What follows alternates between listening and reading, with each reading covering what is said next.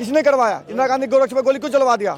मुलायम सिंह कासगो पे गोली किसने चलवा दिया? क्यों चलवाया आपने? क्रेडिट लेना ही है ना। हम कांग्रेस के हम कहना चाह रहे भाई साहब, हम 2000 वोट देंगे उसको, उनको बोलो किस जन्मभूमि का मंदिर बनवा के दिखा दे वो। क्योंकि मुसलमान भी पहले हिंदू थे, राम जी उनके भी पूर्वज थे। हिंदू जो ये जो राष्ट्र है इसमें 100 करोड़ हिंदू रहते हैं, राइट।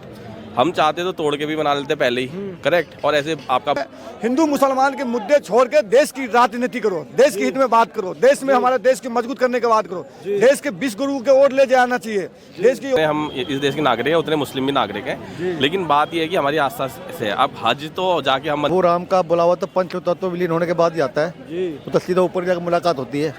तो ये वहीं जाकर मुलाकात करना चाहते हैं क्या? मंदिर नहीं बना सकते ना, राइट। हमारा जो मंदिर राम मंदिर है या कृष्ण जन्मभूमि है वो एक ही जगह ही है, राइट। ऐसा तो नहीं कि बहुत जगह है। अब इस चीज़ के लिए भी हम प्रूफ देते रहे भैया, हम अपने उपनिषद निकाले, वेद निकाले कि इनमें इनका वर्णन है कि भैया यहाँ गंगा माता इतने दूर है यहाँ से और यहाँ पर हमारी पूजा होती थी।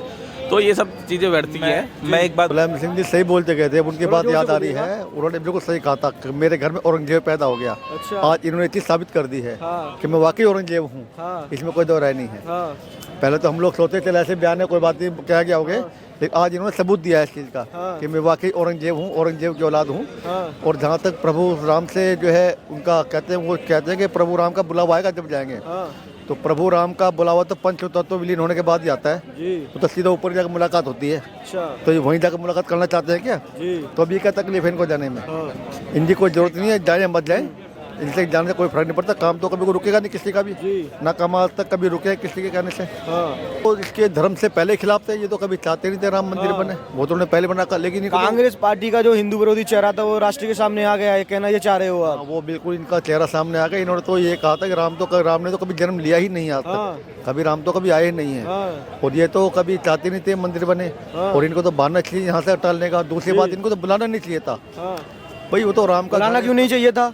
राम का घर है, सबका घर है, सबको बिना बुलाए जाना चाहिए। ये तो गलत कर रहे हैं, निमंत्रण देना, निमंत्रण किसी को मत दो, जिसको जाना अपने आप जाए। और जाना भी चाहिए, किसी घर का काम नहीं है, ये प्राइवेट काम नहीं है। मेरे घर की शादी है, ब्याह है, प्रोग्राम फंक्शन है, मैं सबको इनवाइट करता फिर।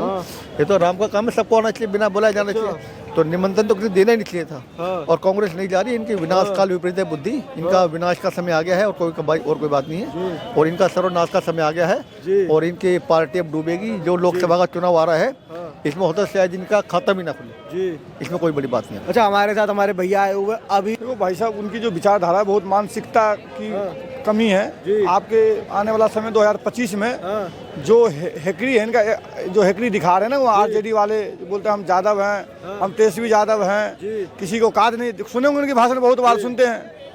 बिहार की दुर्भाग्य है जो बिहार में इतने सब पढ़े लिखे, इतनी क्वालिफिकेशन में सबसे आगा है, टेक्नोलॉजी में बिहारी सबसे आगा है, हर चीज़ में डेवलप में बिहारी आगा है। लेकिन बिहार के दुर्भाग्य ये है जो जाति के नाम पे वोट कर करके ये नमी फैल डिप्टी सीएम बनाने के वहाँ पे जो वो बना रखे हैं। बिहार के हालात तो आपको भी पता है, 80% बिहारी प्लान करके बिहार से बाहर गया हुआ है।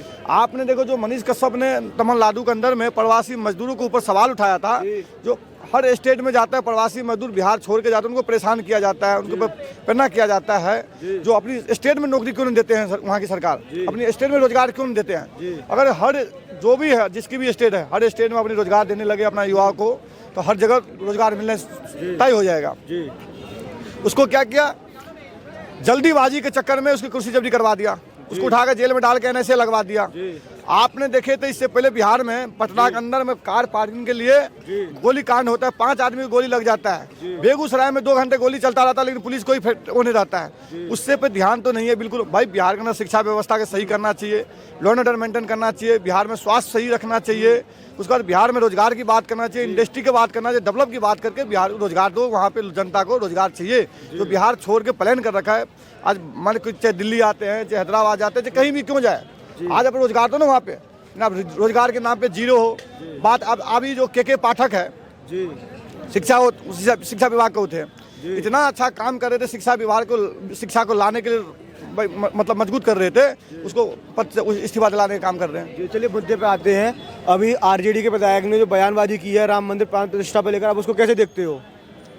देखो ये लोकतांत्रिक देश है जी, सबके अपने अपने अधिकार हैं जी, पर भगवान के नाम पे किसी को भी गलत बोलने का अधिकार नहीं, चाहे वो आप हो चाहे वो मैं कोई भी हो। जी, तो भगवान सबके हैं, जी। चाहे वो ईश्वर बोल लो, अल्लाह बोल लो, कुछ भी बोल लो, भगवान तो भगवान है।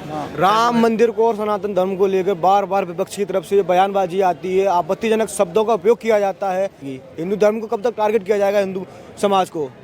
राजनीति को और भगवान को अलग रखना चाहिए, क्योंकि ये जो राम मंदिर का उद्घाटन हो रहा है, प्राण प्रतिष्ठा महोत्सव जो मनाया जा रहा है, ये पूरे हमारे भारत देश का हमारे लिए गर्व की बात है, चाहे वो हिंदू हो चाहे मुसलमान हो, क्योंकि मुसलमान भी पहले हिंदू थे, राम जी उनके भी पूर्वज थे। तो ऐसा नहीं होना चाहिए कि राम को लेके कोई राजनीति होनी चाहिए, क्योंकि राम सबके हैं, राम मेरे भी हैं, राम आपके भी हैं। वहीं विपक्ष पार्टी बोल देती है कि मोदी जी ने राम मंदिर को पॉलिटिकल एजेंडा बना रखा है। देखो, मोदी जी ने अपना काम किया राम का मंदिर को भव्य बनाने के लिए, तो ये मुद्दा ही नहीं होता ना। आज के टाइम में जो ये लड़ रहे हैं, मतलब जो जनता आज के टाइम बीजेपी को वोट दे रही है, इसका सबसे बड़ा रीजन क्या है? आप ही ने क्रिएट करा ना। आज तो 70 साल आपने राज करा, अगर आप पहले मंदिर बना देते, आप क्या हर चीज, ये हिंदू ये जो राष्ट्र है, इसमें 100 करोड़ हिंदू रहते हैं, राइट? हम चाहते तो तोड़ के भी बना लेते पहले ही, करेक्ट। और ऐसे आपका बाबरी तोड़ी है, इसके अलावा अगर आप मथुरा चले जाओ या ज्ञान में आप भी चल जाओ, बहुत सारे ऐसे मंदिर। इनफैक्ट आप दिल्ली की बात करते हो, आप कुतुब मीनार चल जाओ, आपको देख के पता लग जाएगा क्या मंदिर था पहले। ठीक है, ये तो हमारा देश है जो संविधान पे चल रहा है, लॉ, सुप्रीम कोर्ट जो है, जो कोर्ट के आधार निर्देशों पे चल रहा है। बनाने को तो हम कभी बना लेते हैं, लेकिन ये नहीं, देखो ऐसा तो नहीं है। देखो, हमारे भी क्या है कि देखो, हर किसी के अपने राइट्स होते हैं। हमारे देश में रह रहे हैं तो जितने हम इस देश के नागरिक हैं, उतने मुस्लिम भी नागरिक हैं। लेकिन बात ये है कि हमारी आस्था से है। अब हज तो जाके हम मंदिर नहीं बना सकते ना, राइट?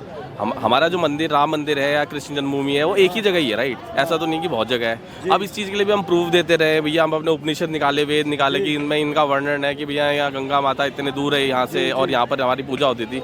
तो ये सब चीज़ें व्यर्थी हैं। मैं एक बात बोलना चाहूँगा कि देखो, जज जब भी कसम दिलाते हैं वहाँ पे कि गीता पे रख के हाथ पे रख कर कसम खाओ। आप गीता को मानते हो, श्री कृष्ण को नहीं मानते, तो ये तो दोगला चरित्र है। मैं तो ये कहना चाहूँगा, देखो, राम के मुद्दे पे कोई राजनीति नहीं होनी चाहिए। राम सबके हैं, चाहे वो हिंदू हो चाहे मुसलमान हो, सबके लिए गर्व वाली बात है। मुस्लिमों को भी उतने ये उत्सव मनाना चाहिए, सबको साथ मिलकर चलना चाहिए। और रही बात राजनीति की, जो काम कर रहा है तो कहीं ना कहीं अपना क्रेडिट लेगा, चाहे वो आप हो चाहे मैं हूँ। अगर आप अपना घर बनाओगे तो आपको वो क्रेडिट आपको मिलेगा। कांग्रेस के पास 65 साल थे, उन्होंने वो क्रेडिट नहीं ले पाए। मोदी जी को ईश्वर का चाहे कुछ मान लो, जिसको मिला है तब कुछ किया जाता, तब कुछ किया है, क्यों करोगे नहीं तो किया है, क्रेडिट तो कैसे मिलेगा? वो क्रेडिट कोई क्रेडिट अपने आप नहीं लेता, क्रेडिट कोई अपने आप नहीं लेता, क्रेडिट उसको जनता देती है। देखो, हम भी समझदार हैं, हम भी इसी दुनिया में रह रहे हैं, हमने भी ये काल देखा है। सब बोलते थे राम मंदिर कब बनेगा, अब बन रहा है, तो प्रॉब्लम है। बिल्कुल। अच्छा, आप कुछ कहना चाह रहे थे? यही टुकड़े जो गैंग है, कांग्रेस पार्टी कम्युनिस्ट वाली है, यही बोलते थे तारीख कब बताओगे, यही बात बोलते थे ना। बीजेपी वाले तारीख नहीं बता रहे हैं, जब आप तारीख आ गए हैं तो पूछ रहे, ये कह रहे हैं, उल्टा सीधा बातें बयानबाजी कर रहे हैं। हम कह रहे हैं, हिंदू मुसलमान के मुद्दे छोड़ के देश की राजनीति करो, देश के हित में बात करो, देश में हमारे देश की मजबूत करने की बात करो, देश के विश्व गुरु के ओर ले जाना चाहिए, देश के युवाओं को रोजगार दो, देश के युवाओं को जनता रोजी रोटी के हो, शिक्षा हो, स्वास्थ्य की ओर बढ़ाओ, देश के विश्व गुरु के सपना के ओर लेके चलो। वहीं विपक्ष बार बार कहता है कि मोदी जी जब से आए तो से धर्म पे राजनीति हो रही है, हिंदू मुस्लिम हो रहा है देश में। भाई, धर्म की राजनीति करवाया किसने? देश के तोड़ के राजनीति किया किसने करवाया? इंदिरा गांधी गोरक्ष में गोली क्यों चलवा दिया? मुलायम सिंह कासगो में गोली किसने चलवा दिया? क्यों चलवाया आपने? क्यों चलवाया? आप अगर क्रेडिट लेना, एक सेकंड, अगर क्रेडिट लेना ही है ना, हम कांग्रेस के हम कहना चाह रहे भाई साहब, हम 2000 वोट देंगे उसको, उनको बोलो किस जन्मभूमि का मंदिर बनवा के दिखा दे, वो नाम ही लेके दिखा दे विपक्ष वाले, तो मैं मान जाऊँ। इतना ही बोले तो हम मंदिर बनवा देंगे, इतना दिन तारीख में, इतना दिन में हमारा सरकार आएगा, हम ये मंदिर को बनवाएंगे। अगर कांग्रेस राहुल गांधी आके खुले मन से बोले तो हम ये मथुरा का मंदिर बनाएंगे, ज्ञान वापी हम बनवाएंगे, हमारा सरकार बनवाएंगे।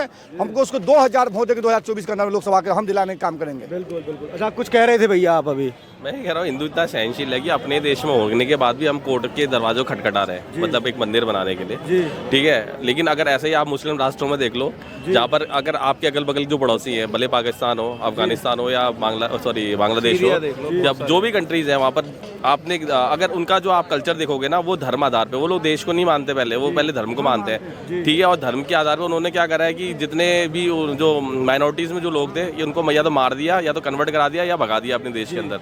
वो तो हम लोग हैं जो हमारा देश जो हिंदू, अगर ये देश अगर हिंदू ना हो के अगर मुस्लिम राष्ट्र होता तो शायद आगे जितने फ्रीडम्स हम यहाँ भी बोल पा रहे हैं, शायद हम बोल भी नहीं पाते। बात ये, अगर जो आदमी धर्म की राजनीति करता है ना, तो बाद में फंस भी जाता है।